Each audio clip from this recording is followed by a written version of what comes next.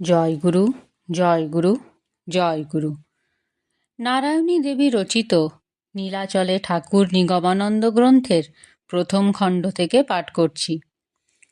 সন্ন্যাসীদের মধ্যে স্বরূপানন্দজি আর গৃহীদের মধ্যে অশ্বিনী বাবুর লোকান্তর যেন সারস্বত সঙ্ঘের দুটি চূড়া খসে পড়া।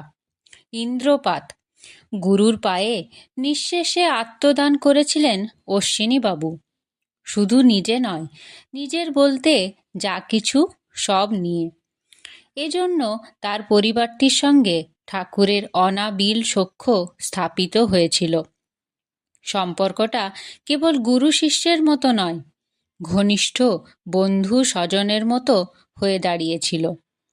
বাড়ির ছেলে মেয়েদের নিয়ে পুকুরে সাঁতার কাটছেন ঠাকুর, একসঙ্গে বসে খাচ্ছেন, চড়াই ভাতি করছেন বাগানে গিয়ে। ঠাকুরকে মাঝখানে রেখে চারপাশে বসে গান বাজনা করছে সকলে। অশ্বিনীবাবু সামনে আসতেন না। বাবাকে দেখলে সংকুচিত হবে ছেলে মেয়েরা, তাদের সরল উচ্ছ্বাসে মন্দা পড়বে, তাতে ঠাকুরের আনন্দের ব্যাঘাত ঘটবে। তিনি আড়াল থেকে সে আনন্দ সভা দেখে উল্লাসে আত্মহারা হয়ে যেতেন। কি যে ভাব তার!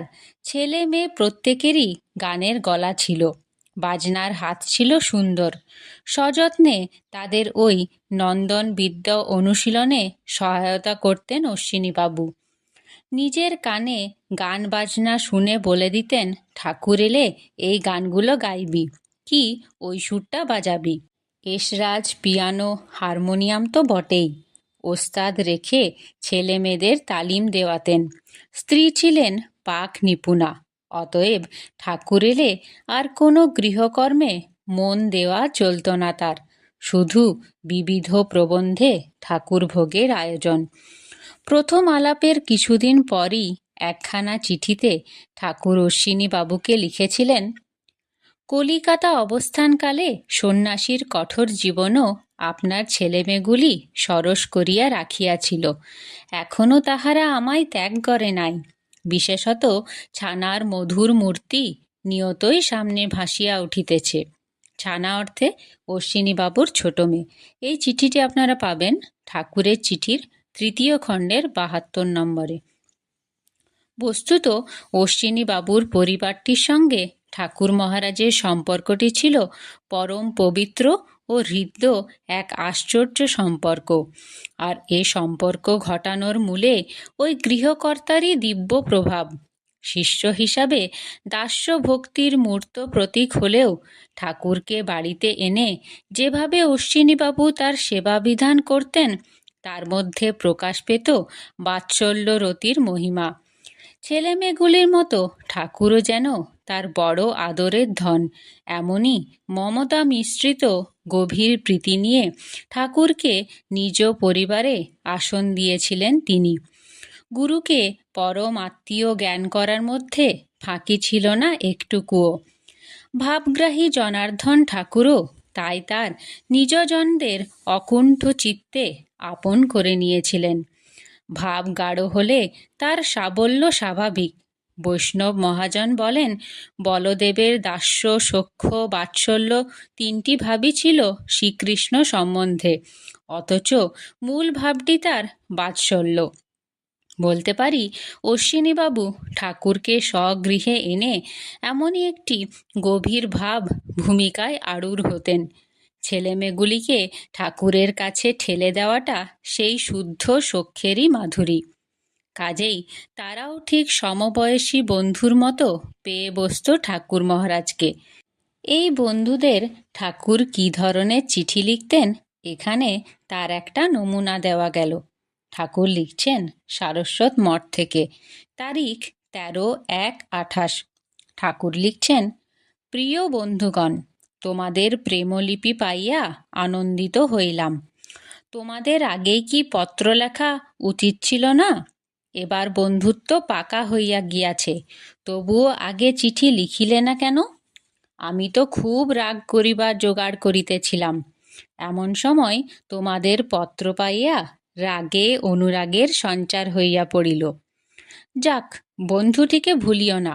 তোমাদের মতো আমারও দুধে দাঁত পড়িয়া যাইতেছে। আমরা এক বয়সী বটে, কাজেই বন্ধুত্ব খুব ঘনীভূত হওয়া দরকার। আমার বলাই ভক্তটির কথা লেখো নাই কেন?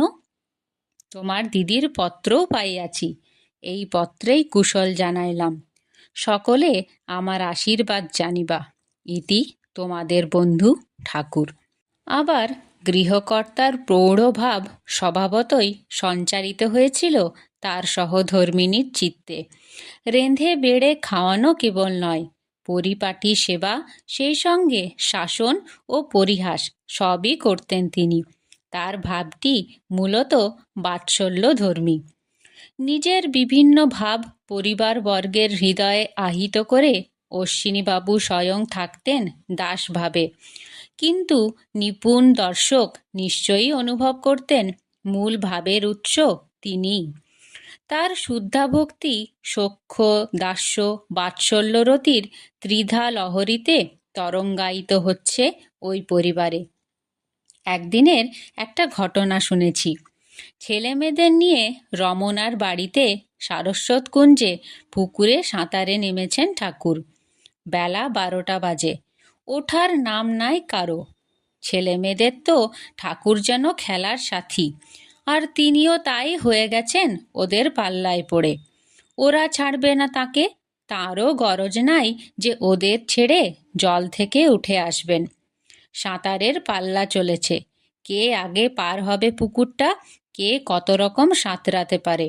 সাঁতারে মহা ওস্তাদ ঠাকুর, ওরাও কম যায় না কেউ। যত রকম দুষ্টুমি চলেছে পুকুরের জল তোলপাড় করে। ওদিকে বারবার ছেলেমেয়েদের নাম ধরে ডেকে হয়রান অশ্বিনীবাবুর স্ত্রী। তারা এই যাচ্ছি মা, এই এক্ষুনি উঠছি বলে আর হেসে কুটিপাটি হয়, কারণ ও বুলিটা ঠাকুরই শিখিয়ে দিয়েছেন। ভোগ ঠান্ডা হয়ে গেল সব, আয় তোরা। ঠাকুর বলে দেন, বল উঠে পড়ছি আমরা। তারপরও আধ ঘন্টা যায়, কারো সাড়া শব্দ নাই দেখে গৃহিণী রান্নাঘর ছেড়ে বেরিয়ে এলেন। কই রে তোরা বলে হাঁকডাক করতেই কানে আসে সমবেত হাস্যরোল। ব্যাপার দেখে তার চক্ষু স্থির। এখনো সব পুকুরে হুটোপাটি চালিয়েছে, অ্যাঁ? পুকুর পাড়ে এসে ছেলে মেয়েদের উপরে চোখ গরম করেন মা। ওঠ সব, আজ দেখাবো মজা। ও মা, ঠাকুর আমাদের উঠতে দেয়নি মা। তারা দোষটা চাপিয়ে দেয় ঠাকুরের ঘাড়ে। কথাটা নেহাত মিথ্যাও নয়। ঠাকুর নির্বিবাদে মেনে নেন সে দোষারোপ। পিটিয়ে ভূত ছাড়াবো তোদের, ঠাকুর উঠতে দেননি, ঠাকুরকে ছাড়বো ভেবেছিস? আয় বলছি, উঠে আয় এখনই। বাগান থেকে একখানা বাখারি কুড়িয়ে নিয়ে রুদ্র মূর্তিতে তর্জন করেন তাদের জননী। তার রুষ্ট ভাব অভিব্যক্তিতে মুখ শুকিয়ে যায় ছেলেমেয়েদের। বয়স 13-14 মধ্যেই, কাঁচা বুদ্ধি। মা বড্ড রেগেছে, সত্যি বুঝি পিঠে পড়বে 2-4 ঘা। ঠাকুরকেও লাগাবে নাকি? সবচেয়ে ছোট দুজন চুপি চুপি বলে, ও ঠাকুর, ভীষণ চটে গেছে মা, কি হবে? ঠাকুর আর চোখে মায়ের ভাবভঙ্গি দেখে নিয়ে হাসি চেপে নিচু গলায় বলেন, মাকে বল তুমি লাঠি ফেলো আগে, নইলে জল থেকে উঠছি না কেউ। বল মারবে না, তবে উঠব। সমস্বরে তাই ঘোষণা করে সকলে। মা লাঠি ঠুকে বলেন, যত নষ্টের গোড়া ঠাকুর তুমি, তা জানি না, আবার শিখিয়ে দেওয়া হচ্ছে দুষ্টু বুদ্ধি। ওঠো এখনই, নইলে আজ রক্ষা রাখবো না আমি। ঠাকুরের পরামর্শ মতো তার সঙ্গীরা চেঁচিয়ে বলে, ভয় করছে ঠাকুরের। যে বাঁশখান হাতে নিয়েছ, যদি বসিয়ে দাও এক ঘা। দেবই তো, কথা না শুনলে অমনি ছাড়বো নাকি? কি ঠাকুর, উঠবেন আপনার চেলা চামুন্ডাদের নিয়ে, না এবার জলে নেমে হিড় করে টেনে তুলবো? আরে না না, এই তো উঠে পড়ছি, কি চেঁচামেচি করছো শুধু শুধু বলে ভালো মানুষের মতো ঘাটে উঠে পড়েন ঠাকুর, তার পিছনে আর সকলে। বাখারিটা রাখো বাপু, ওরা এতে ভয়ে এগোতে পারছে না। হেসে হেসে ফেলে বাখারিটা বাগানে ছুঁড়ে দিয়ে মা যান ঠাকুরের কাপড় চোপড় আনতে। ছেলেমেয়েরা হাততালি দিয়ে নাচে, ঠাকুরকে বেড়ে ধরে।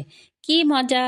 কেমন খেপানো গেল মাকে, অথচ মারতে পারল না এক ঘাও।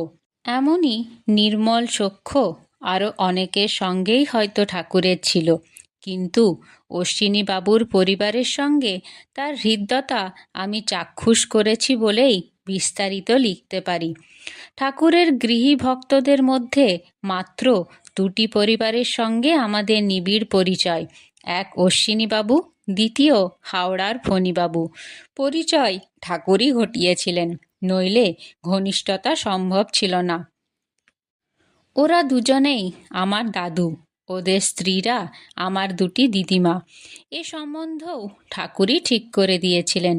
অশ্বিনীবাবুর গুরুভক্তি যে বাৎসল্য রতিতে উন্নীত হয়েছিল, আমাকে তার নাতনি পদবি দেওয়াতে সেইটাই স্পষ্ট হয়ে উঠেছে। শুনেছি ছোটবেলায় প্রথম প্রথম ঠাকুরকে দেখলেই ভয়ে চিৎকার করে হামা টেনে পালাতাম। মায়েরা কোলে করে কাছে নিতে গেলে দু হাতে তাদের আঁকড়ে ধরে গায়ে মুখ গুঁজে চোখ বুজে তারস্বরে চেঁচাতাম। ঠাকুর দুঃখ পেয়ে বলতেন, আর সব ছোট বাচ্চা আমায় ছাড়তে চায় না, কোলে আসে খেলা করতে চায়। ও এমন কেন করে? কেন তা জানি না, বলতে পারি আমার দুর্ভাগ্য। মায়েদের অনুমান দাড়ি চুলে ঢাকা ঠাকুরের মূর্তি দেখে ভয় পেতাম। বেজায় ভীতু ছিলাম আমি। আমার সঙ্গে ভাব জমানোর জন্য রীতিমতো ঘুষ দিতে হয়েছে ঠাকুরকে। এক একবার ভ্রমণান্তে রাশি রাশি খেলনা পুতুল এনে সামনে সাজিয়ে বসে আমায় ডাকতেন। তখন নাকি এক পা দুপা করে কাছে গিয়ে দাঁড়াতাম। সেসব আমারও মনেও পড়ে না। তাই স্পষ্ট বুঝতে পারি ঠাকুরকে এ চেনাটা নেহাত স্বার্থের চেনা, খেলনা আদায়ের ফন্দিতে ভাব করা কেবল, অন্তরে দাগ কাটেনি এক বিন্দু। মায়েদের কাছে শুনেছি মঠে থাকতে সামান্য ত্রুটি বিচ্যুতিতে কঠিন তিরস্কার সইতে হতো তার কাছে। তারা ক্ষুণ্ণ মনে ভাবতেন, একটুখানিতেই ঠাকুর এত ক্ষেপে ওঠেন কেন? শাস্ত্রীর মাত্রা বেশি হওয়ায় রাগও হতো মাত্রা ছাড়া। তখন এক এক সময় ঠাকুরকে রাক্ষস দানব হৃদয়হীন অমানুষও ভাবতেন অন্তেবাসীরা। এ অভিজ্ঞতা আমারও হয়েছে। অতি তুচ্ছ কারণে এত ক্ষুব্ধ হতেও পারতেন। কখনো ভ্রুকুটি ভয়াল মুখ, কখনো বা বিষণ্ণ গম্ভীর। দেখে আক্ষেপের সীমা থাকতো না আমার শিশু মনে। কেবল ভাবতাম, কি এমন করেছি বাপু যে ওরকম হাঁড়ি মুখ করে আছেন? এরকম যেন কেউ আর করে না কখনো। রাগটা পড়ে নিজের মন শান্ত হলে সময় সময় বড় দুঃখও হতো। দৈন ভরে ভাবতাম, ছি, আমি কি খারাপ!